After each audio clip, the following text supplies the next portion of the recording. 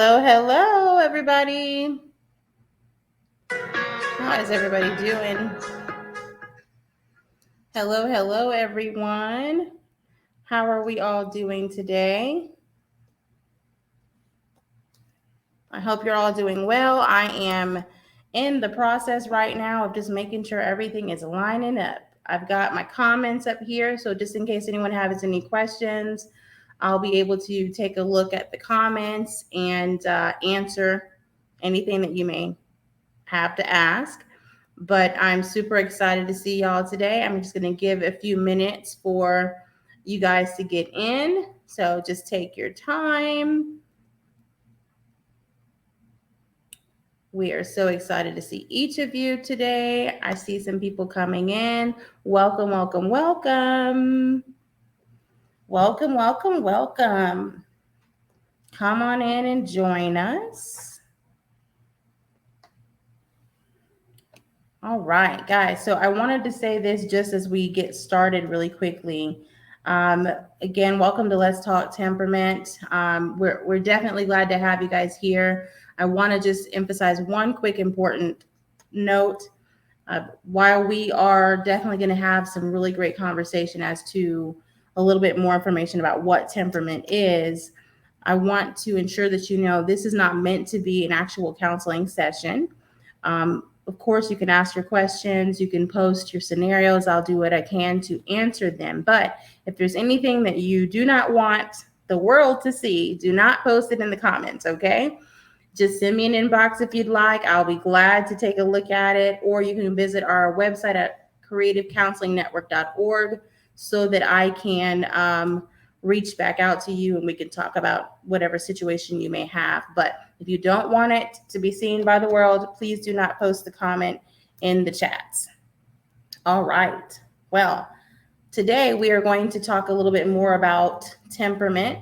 Last week I had Dr. Kia Ellis with me and Emily Cook with me as well. They are both from the Faith-Led Counseling Group. Today you have myself, Pastor Shaniqua. I'm excited to be with y'all today. I will not keep you very long, but I wanted to give you a little bit more information on temperament so that next week when we come on, we can dive deeper into all 5 temperaments and what they are. Today, though, I want to do a quick recap about what we talked about last week, which was what is temperament? And temperament essentially is the needs and traits that we all have that are necessary to be met. And we talk about how those needs go about getting met. Sometimes we have a tendency to fall on some patterns or habits that are not great, but getting an opportunity to know how you're wired and what your temperament is can help you to know, okay, what is it that I need and how can I go about getting it met in healthy ways? And so essentially that's what temperament is. Today, I'm going to talk to you about the three core areas of temperament. So when someone does a temperament analysis or temperament assessment with one of us, one of our counselors, when we give them the information as to what temperament is or what their temperament is, there are 3 areas that they actually have temperament needs in, 3 essential areas. And tonight, that's what I'm going to tell you guys about. So the first area is inclusion. Inclusion. So we also say the social area. So inclusion is your need to establish and maintain a satisfactory relationship with people through socialization and association. So that's inclusion. This is kind of what you would see as far as how many people do you like to be around? How often do you like to hang out with people? Believe it or not, there are certain temperaments who would prefer not to be put in social situations, whereas there are those who enjoy social situations, and the more people, the better. So the inclusion area, which is the area that determines our need to establish and maintain surface relationships, that is the area that helps us to know, okay, I like to be around a lot of people, or I don't really like to be around very many. It also helps us to know whether or not a person needs a lot of those people, and that's what kind of drives them. That's what helps them to be, successful and vivacious. Whereas there are those who you push them into social situations and they're pretty stressed out. So the inclusion area helps us to know just what a person needs in that social area.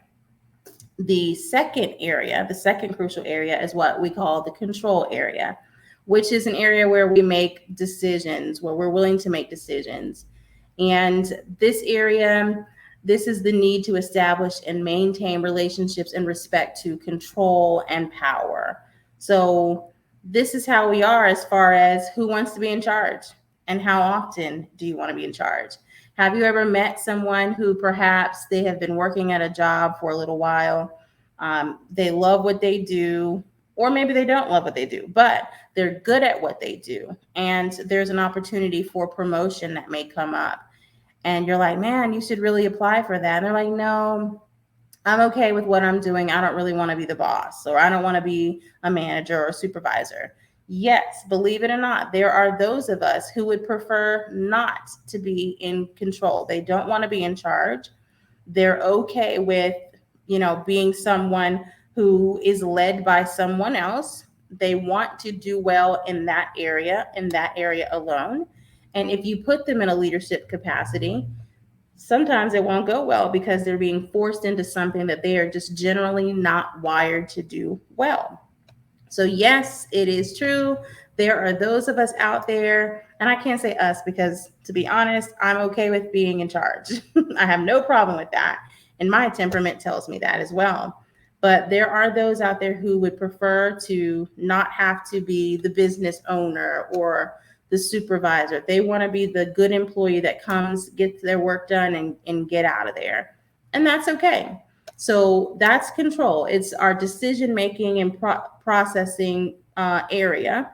And it's the area in which we determine how a person does as it relates to being in control, needing control, whether or not they want to be controlled. Because yes, we also have those who I don't want to tell you what to do. You don't tell me what to do. So this area and this particular need, when we do a temperament analysis, we're able to help people to understand how they are best managed here, or how they could be the best managers in this area. So I actually really like this area because I feel like it really applies across the board. It's a really crucial part of how we're designed. And then the last, or the third area in which temperament is broken down into, is affection. All right. Affection is simply our need to establish relationships with others regarding the area of love and affection. It's a very straight, simple, and plain area. So in this area, the temperament will end up talking to us about whether or not a person is someone who enjoys being, hugged or held, or a person who's like, no, thank you, I'm okay. It's good to see you, but they don't need hugs. Have you ever been in a situation where you go to hug someone, they're like, no, I'm good.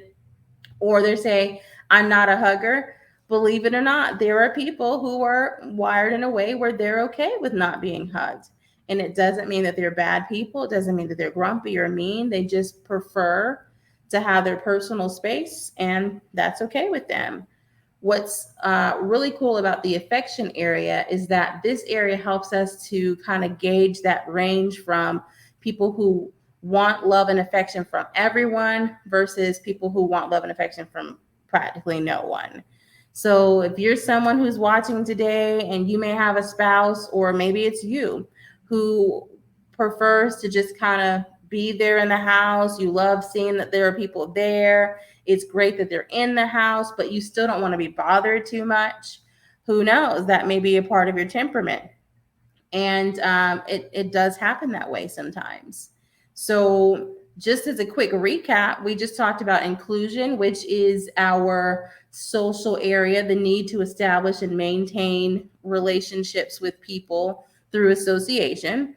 Then we talked about control, which is our decision-making process. This is where we establish and maintain relationship in respect to like control and power. Basically, do you want to be in charge? Do you want to follow? How do you feel about people telling you what to do? Or would you prefer that they didn't tell you at all? That's what control is about. And again, affection is the need to establish relationships with other people regarding the areas of love and affection. You know, how many hugs do you need a day versus don't hug me at all, don't come near me.